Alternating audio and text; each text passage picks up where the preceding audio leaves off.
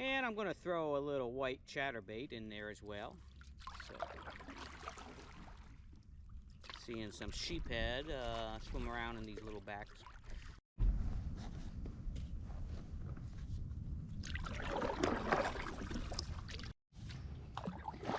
Yeah, we are traversing the dark mangroves.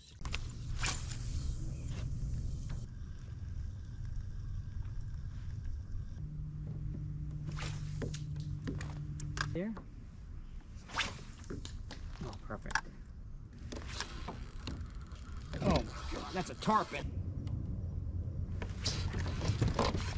Oh.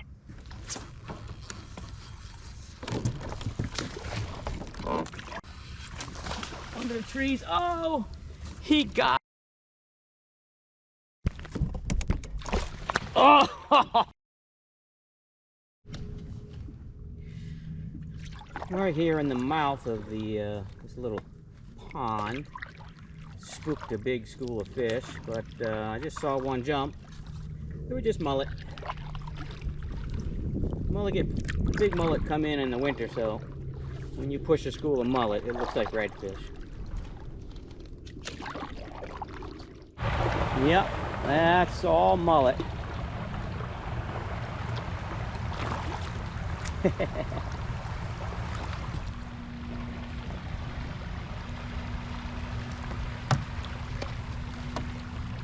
Couple hundred fish right here.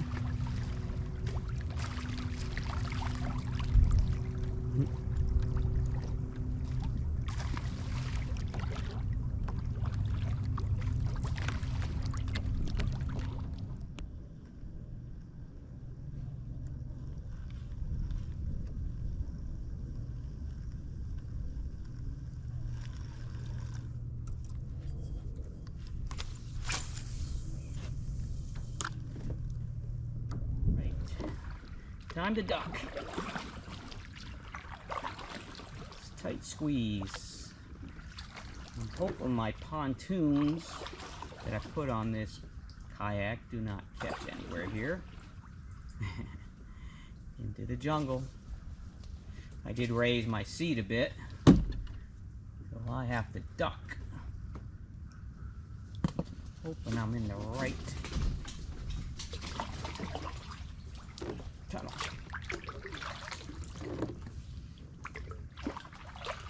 If I'm not in the right tunnel, oh well, I'm having fun anyway.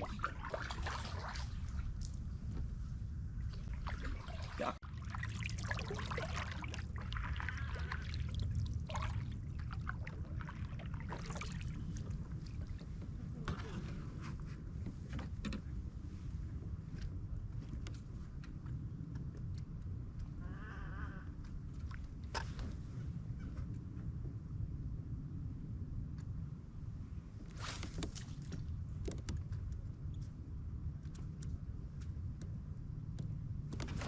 Oh. First cast, first bite. Actually look like a tarpon.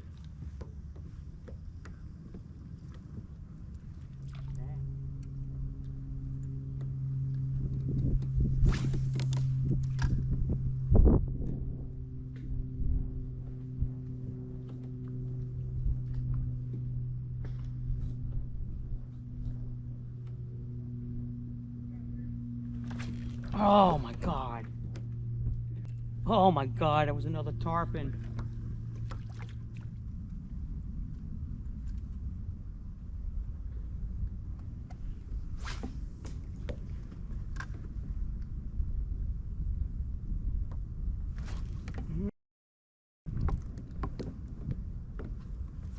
Oh my God, I'm getting big. Oh my God. Getting big bites from tarpon, but I'm pulling out of their mouth. You gotta let them take it, Dan. There's a deep drop right over there underneath those mangroves. Some shade, and it's like 20 or 30 feet that it runs back before it reaches the shoreline. So far, I've thrown my Diezel Minnowz in there and got about 4 strikes from tarpon. One was probably in the 10 to 12 pound range. But the wind was being a pain in the butt, so I had to slide out my anchor and so I can work this spot properly.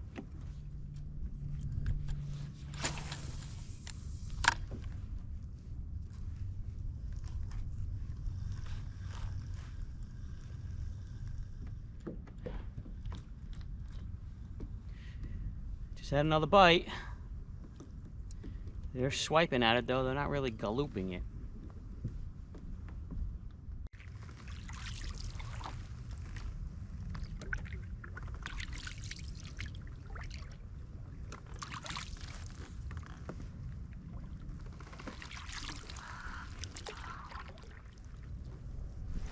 Tarpon rolling right out there by the edge of the mangroves. See if I can sneak up on them and get some casts into them. Don't have to catch them, just let me get a couple jumps. Getting tarpon swiping at the bait, but they're not getting it in their mouth very good. Unfortunately, I have to make a long cast, so they have the advantage on those long casts. Swiped at it a couple times.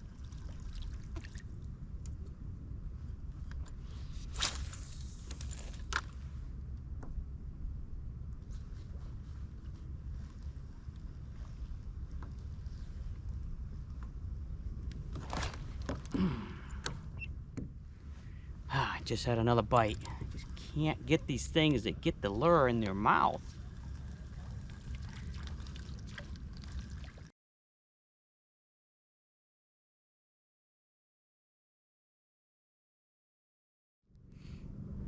Most of the time I like to use silvers and whites with my Diezel Minnowz to match a lot of different bait fish, but here in the backcountry, the bait fish you're going to run into are like chubs, killifish, sheep's head minnows, and sometimes some tilapia. So I like this little, I like going with a different color, like these tans and golds, and this one I believe is a redfish toad and Houdini. Those are my two favorite backwater colors. And there are mullet back here, but I seem to do well in the backcountry with some more natural looking colors. Whew, that was a surprise. Came here for snook, but 20-pound tarpon, yeah, I'll take a few of them. Whew, let's try that again. All right, well, I messed around with those tarpon for a while. Had at least 5 bites, but never really stuck any of them. Didn't get a pull, didn't get a jump, didn't get nothing. So now the tide's gone down a little bit more, and I can there's little alleyways underneath these mangroves. I'm gonna shoot my Diezel minnow in there. I have heard some snook popping up underneath there, so hopefully the dinner bell has rung.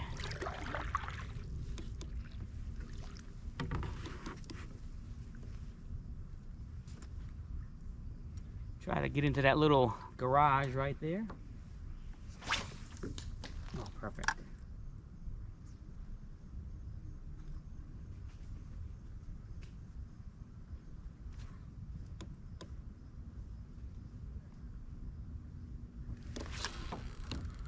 Oh, God, that's a tarpon. That's a tarpon. He's right under the boat. He has no idea he was hooked. That is a tarpon. Oh no. This is, gotta loosen that drag, get around those rods. Holy crap. That is a giant tarpon. Oh man. Come on. He's coming up. Oh! Oh!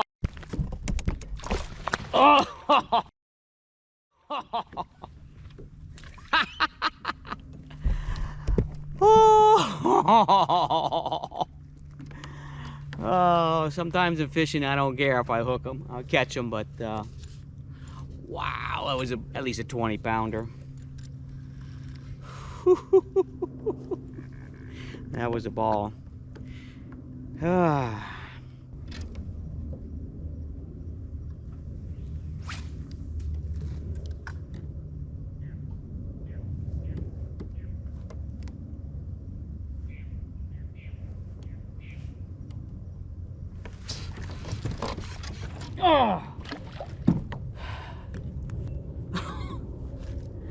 I was outmatched that time. Holy crap. It was like a 50-pound tarpon, and I got, just broke me off. Whew. That was a big tarpon. Whew. I hope I got that on footage. Wow, that was a big tarpon. I am outmatched. This is a 30-pound leader, which is the heaviest I got on my boat. Happily, the 30-pound test, then I got a blood knot to 16-pound test, which is what I use for my bass. And then it's a FG knot to 10 or 14-pound power fire line. Everything held together except for, looks like he, I don't know if there's a knot or I could feel the fray from his teeth, but dang it. It's exciting though.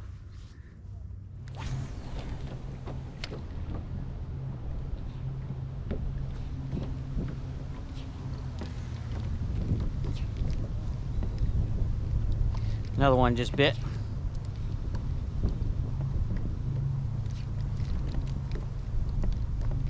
Come on, stick on there. Stay on there. There we go. Well, he was on there for a second.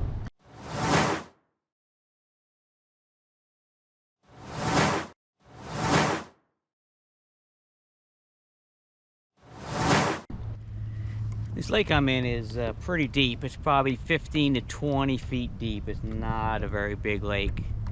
But even underneath the mangroves, it's 6, 8, 10 feet deep underneath the mangroves. How do I know that? Well, when I use a jig or a worm or anything that sinks, I use what they call countdown method. When I was growing up fishing, everybody talked about it. You read about it in magazines. I never hear anything about it anymore. But the countdown method is, when your lure hits the water, you count down until you see your line go slack when it hits the bottom. Now, this is a 1/4 ounce jig. It approximately sinks a foot a second. So when I throw it out there, I count to 10, 12, hits the bottom, you can see your line kind of stop. Well, what you can use it for an advantage is, when you cast it out to that same general area and you're counting down, and about 8, your line makes a little move, like it hit the bottom. That's not the bottom, that's a fish hit it as it was sinking and you didn't feel it, but if you were watching your line, you would see that you had a bite. Reel down your slack, set the hook. Works great for jigs and rubber worms, plastic worms nowadays. So give it a try. The other thing it does, it helps you find little potholes you might not see. It might be a 6 foot, 8 foot flat, and all of a sudden there's a 15-foot hole that you don't really see. But you're counting it down and it just keeps going down, 10, 11, 12, 13, 14, 15. Well, then you can find a little hole there that you didn't know was there. Countdown method. I do it every cast. It just happens every cast. Snook time. Come on, a little snooky here.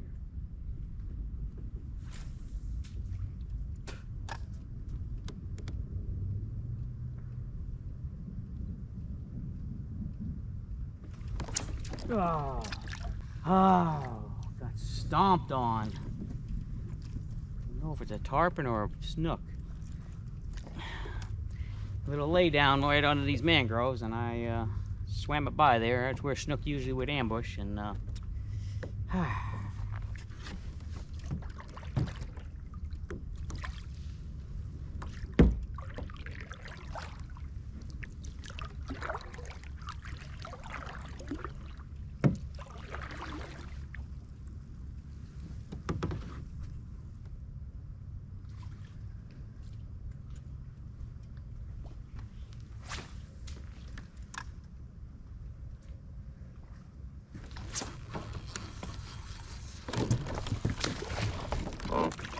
stay on, baby.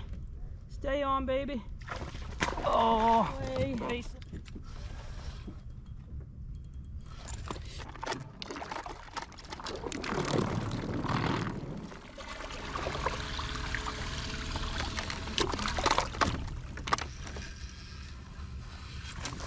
Under the trees. Oh, He got off. Oh man, that was depressing. Had a great fight. It was probably a 10-pounder or so. He got under the mangroves and he jumped across a branch. And my lure got stuck on the branch and it pulled it out of its mouth, and I got the tree and he got away. Oh, that was so exciting though, man. Pretty good day. Oh my Lord. That's third hook tarpon. I've had at least 10 bites or so, 8 to 10 bites. But getting them in the, finally hooking a few. Only got probably a half hour before I get to get out of here because I don't have any lights, and it gets dark pretty quick out this time of year. But let's try one more time. Even tarpon like Diezel Minnowz.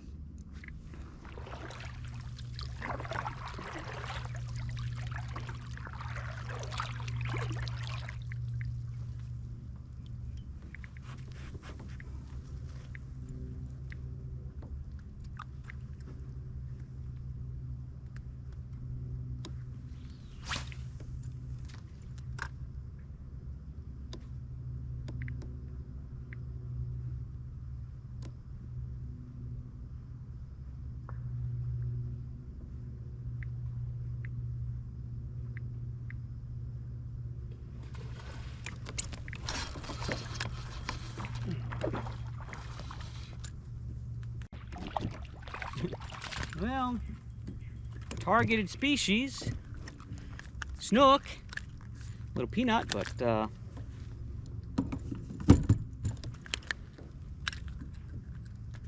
on, buddy, hang on. Little peanut. Oh, look out. Oh, easy release. Well, coming to the end of this little adventure. Sun's going down quick. I'm well over a mile from the ramp, and got to get going. And the no-see-ums are out. Yesterday they got cold and quick, so I'm gonna get a move on it. 3 tarpon hooked up, 1 baby snook to the boat, but what a ball! Whew. One was a pretty good sized one. I was outmatched. Oh well, get him next time. Yeah, we are traversing the dark mangroves. Hopefully the tide is high enough for me to get all the way in without getting out of the boat. It's a very skinny canal. Getting in here, and the next flat that I have to go across is pretty skinny as well. Once I get across that, it's a little deeper, and then I can actually put my trolling motor down to get in. Well, pretty shallow in here. I gotta actually get out and tow this kayak a little way so I get to deeper water.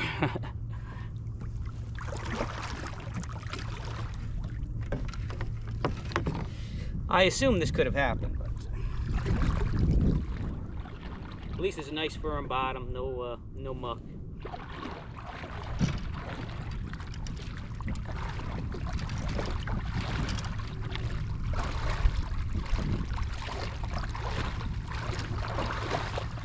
This is why I got going as fast as I did.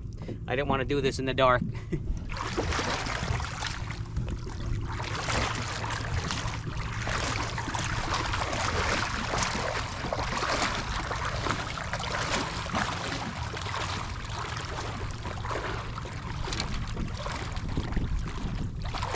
Oh, this water's cold. Yeah, it's getting a little deeper. I'm gonna give it a try here. Made it back in. I'm gonna go through the mangrove tunnels. Usually the mangrove tunnels, at least one edge is deeper, where the water comes through and creates a little channel on one side. Hopefully. That water was cold. It's tight in here.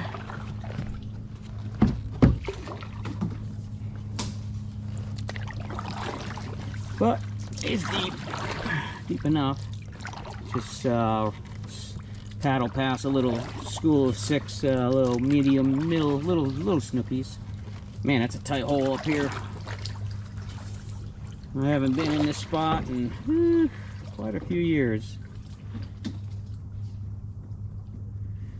Alrighty, how much opening do we get there? Oh yeah, that's a bit more than I thought. Again, this is why I have that little front rod holder. Keeps the rods out of the, nice and organized, away from any sticks that want to grab them. I have a boom in the back of my kayak that has a holder for a lot of rods. But let me stand up, see what's up here. I see some fish swimming around.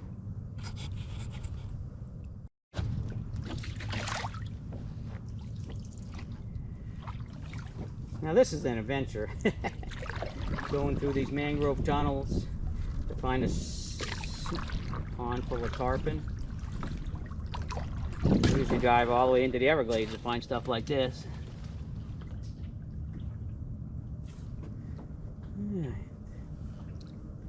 Little mullet swimming around.